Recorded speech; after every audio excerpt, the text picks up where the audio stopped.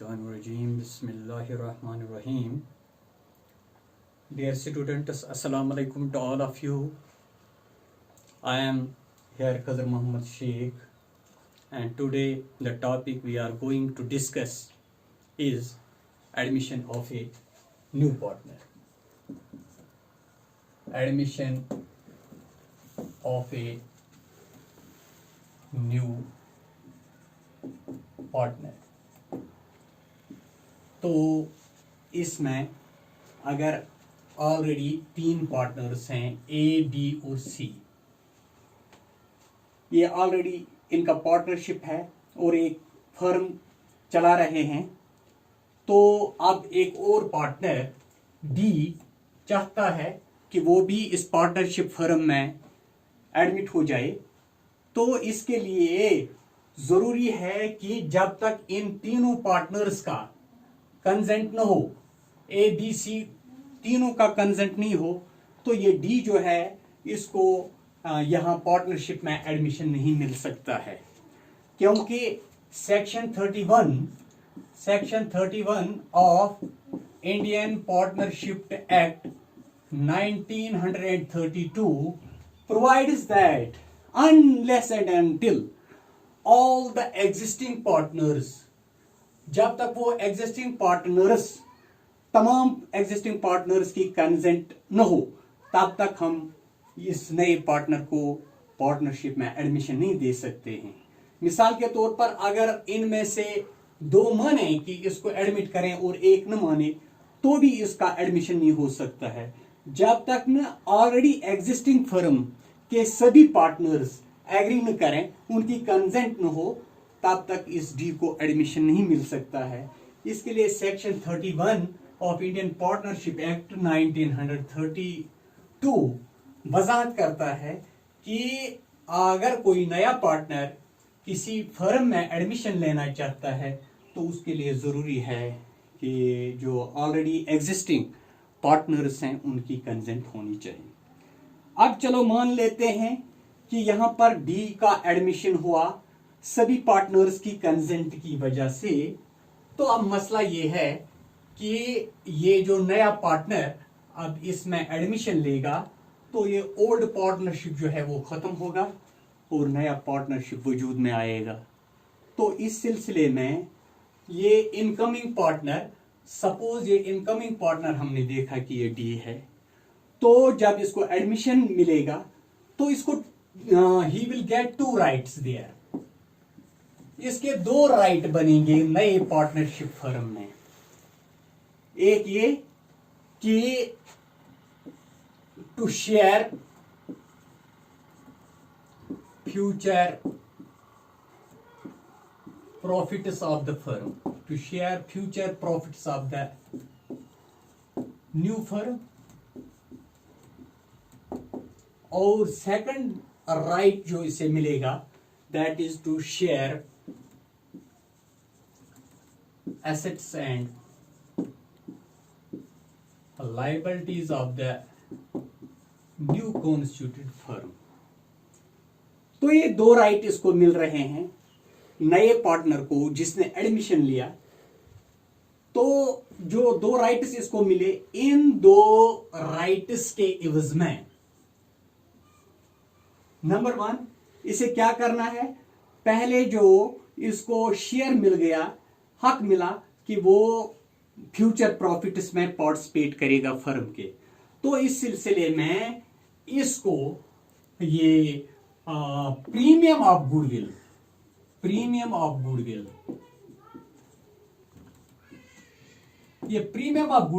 ये पे करना पड़ेगा किनको, जो इसमें सैक्रिफाइस पार्टनर करेंगे। जो सैक्रिफाइसिंग पार्टनर्स हैं उनके लिए इसे प्रीमियम ऑफ गुडविल लाना पड़ेगा। मिसाल के तौर पर अगर ये ऑलरेडी पार्टनर्स इसमें 2 थे और वो ये सैक्रिफाइस कर रहे हैं 1:1, तो इसके लिए जब ये प्रीमियम ऑफ गुडविल लाएगा, तो ये premium of goodwill sacrificing partners को मिलेगा।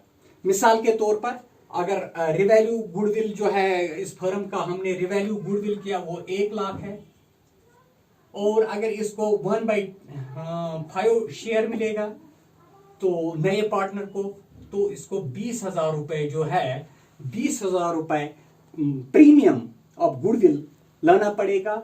और ये प्रीमियम ऑफ गुडविल ये सैक्रिफाइसिंग पार्टनर्स शेयर करेंगे जिस रेशियो में वो सैक्रिफाइस करते हैं, दैट इज 1:1। तो इस तरह से ये गुडविल जो लाएगा प्रीमियम ऑफ गुडविल वो 20,000 रुपए है। तो ये 20,000 रुपए ये दो पार्टनर जो हैं सैक्रिफाइसिंग पार्टनर उसको डिस्ट्रीब्यूट करेंगे, और उनका सैक्रिफाइसिंग जो रेशियो है दैट इज 1:1 इक्वली। तो एक को भी 10,000 मिलेगा और दूसरे को भी 10,000 मिलेगा। क्यों? क्योंकि उन्होंने सैक्रिफाइस दी, उन्होंने अपने शेयर सैक्रिफाइस किए नए पार्टनर के लिए, तो इसलिए नए पार्टनर को उनको प्रीमियम ऑफ गुडविल पे करना पड़ेगा एज कंपनसेशन। तो इस तरह से 10,000 और 10,000 ये सैक्रिफाइसिंग पार्टनर्स में डिस्ट्रीब्यूट होंगे। तो इसलिए पहली सूरत में जो शेयर ऑफ फ्यूचर प्रॉफिट्स के लिए उसे प्रीमियम ऑफ गुडविल लाना पड़ेगा, और दूसरा जो राइट उसे मिला उस दूसरे राइट के एवज में उसे कैपिटल जो है कैपिटल लानी पड़ेगी, और वो कैपिटल इन्वेस्ट इस फर्म में होगा। तो जब वो कैपिटल इन्वेस्ट करेगा, जब वो कैपिटल ब्रिंग करेगा, तो इस तरह से उसको हक मिलेगा कि वो नए रिकॉन्स्टिट्यूटेड फर्म के वो एसेट्स और लायबिलिटीज जो है उनको शेयर करेगा। तो ये राइट्स हैं, लेकिन चूंकि आप जानते हैं कि इस मौके पर रिकॉन्स्टिट्यूशन ऑफ द फर्म होगा, पहली फर्म जो है वो पार्टनरशिप खत्म होगा और रिकॉन्स्टिट्यूशन ऑफ द फर्म होगा। तो इस पर कुछ इफेक्ट्स हैं और हमें कुछ एडजस्टमेंट्स करने पड़ेंगे। एडजस्टमेंट्स इफेक्ट्स की वजह से हमें एडजस्टमेंट्स करने पड़ेंगे। मिसाल के तौर पर ये नया पार्टनर जब आया तो हमें पहला जो है हमें कैलकुलेशन करना पड़ेगा, calculation of new profit sharing ratio NPSR, profit sharing ratio. यानी इस सूरत में हमें पहला काम जो करना है, हम देखेंगे कि हम नया जो है प्रॉफिट शेयरिंग रेशियो वो क्या है, एंड सैक्रिफाइसिंग रेशियो, ये दोनों हमें कैलकुलेट करने हैं। सैक्रिफाइसिंग रेशियो, तो पहला काम जो है वो ये है कि इस मौके पर एडमिशन पर जब नया पार्टनर एडमिट किया जाएगा फर्म में, तो हमें पहले calculation of profit sharing ratio और सैक्रिफाइसिंग रेशियो कैलकुलेट करना पड़ेगा। तो इसको मैं इसी एक न्यूमेरिकली मैं इसको आपके सामने रखूंगा, इसकी वजाहत करूंगा कि किस तरह से हम ये new profit sharing ratio calculate करते हैं। और सैक्रिफाइसिंग रेशियो तो मेरे प्रीवियस लेक्चर्स में भी ये आया है कि सैक्रिफाइसिंग रेशियो कैसे ये एसरटेन किया जाता है, वहाँ old ratio minus new ratio. तो अभी इसके बाद इस पॉइंट पर हम और भी ये न्यूमेरिकली इसको समझाने की कोशिश करेंगे। तो दूसरा जो है second adjustment, that is valuation of goodwill. Valuation of goodwill, यहां पर हम फर्म का गुडविल जो है उसको वैल्यूएट करेंगे, वैल्यू उसका लगाएंगे। और मिसाल के तौर पर अगर ये वैल्यूएशन के मौके पर इसका गुडविल 1 लाख है और 1 लाख है, अब इस ट्रीटमेंट करेंगे तो उसमें हम देखेंगे कि ये जो नया पार्टनर है इसको अगर हमने 1/10 या 1/5 शेयर दिया है तो इसको 20,000 रुपए लाना पड़ेगा by way of premium of goodwill.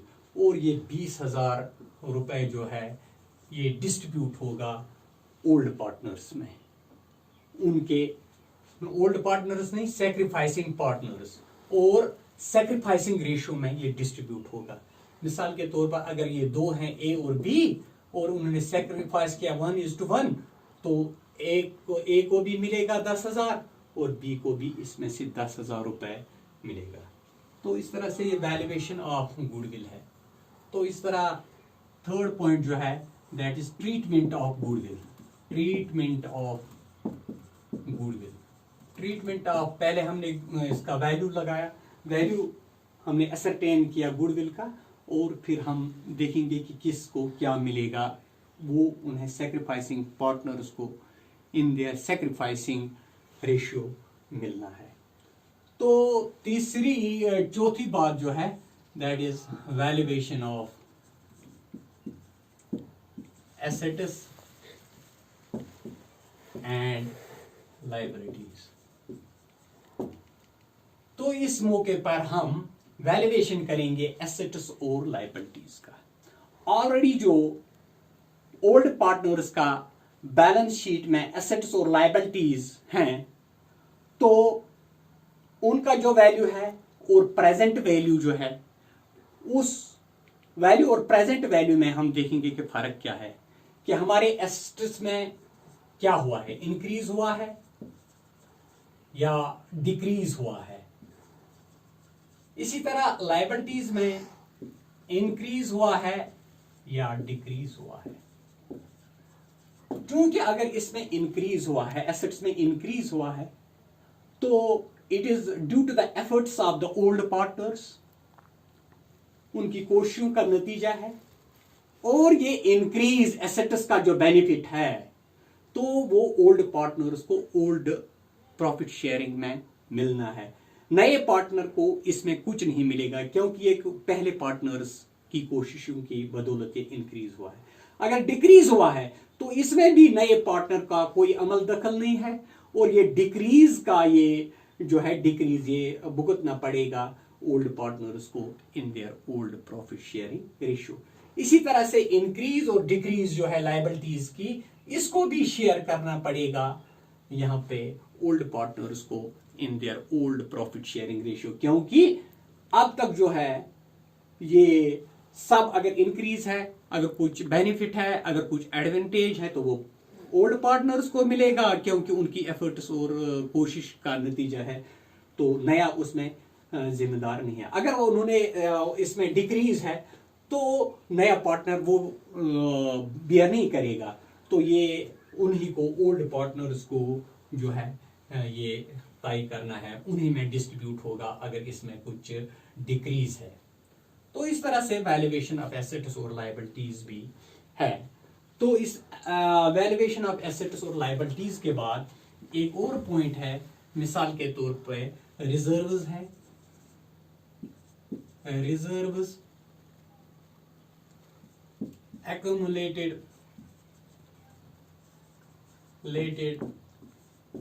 profits and losses। तो यहां पर हम देखेंगे कि रिजर्व्स हैं, मिसाल के तौर पर जनरल रिजर्व है पहले बैलेंस शीट में, या वर्कमैन कंपनसेशन रिजर्व है, या इन्वेस्टमेंट फ्लक्चुएशन रिजर्व है।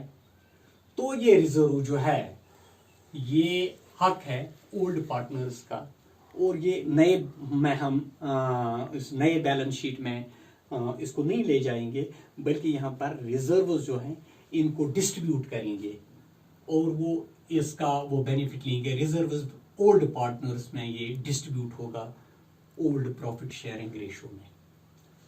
एक्यूमुलेटेड प्रॉफिट्स का भी मामला ये है कि जो प्रॉफिट्स एक्यूमुलेट हैं और बिजनेस में है अभी, तो वहां पर वो प्रॉफिट्स जो हैं वो प्रॉफिट्स भी कैरी ऑन नहीं किए जाएंगे नए बैलेंस शीट में, ओल्ड पार्टनर्स में वो डिस्ट्रीब्यूट हो जाएंगे। तो इस तरह से वो इसका बेनिफिट जो है वो old partners in their old profit sharing ratio में होगा। ऐसे ही लॉसेस अगर हैं तो लॉसेस का भी ये जो है तकसीम होगा ओल्ड पार्टनर्स को में in their old profit sharing ratio. तो इसके बाद जो है एडजस्टमेंट ऑफ कैपिटल है। एडजस्टमेंट ऑफ कैपिटल में हम देखेंगे कि यहाँ पर एडजस्टमेंट करेंगे कैपिटल का, कि उनकी कैपिटल क्या थी, और इस रिवैल्यूएशन, इस admission of a new partner के मौके पर उनकी कैपिटल क्या बनती है। मिसाल के तौर पर अगर हम देखें यही कैपिटल इनको कंटिन्यू करनी है ओल्ड पार्टनर्स को, इस एडजस्टमेंट ऑफ कैपिटल में हम देखेंगे कि उनकी कैपिटल क्या थी, रिवैल्यूएशन पर प्रॉफिट जो है वो उनका ऐड हो जाएगा। इसी तरह से जो reserves, accumulated profits and losses वो भी इसमें ऐड हो जाएंगे। तो इस तरह से एडजस्टमेंट ऑफ कैपिटल जो है, एडजस्टमेंट ऑफ कैपिटल का मसला हल होता है। तो ऐसे ही मैंने आपको पहले ही कहा था कि ये calculation of new profit sharing ratio जो है इसको हम कैसे कैलकुलेट करेंगे। मिसाल के तौर पर अगर हम मिसाल लेंगे कि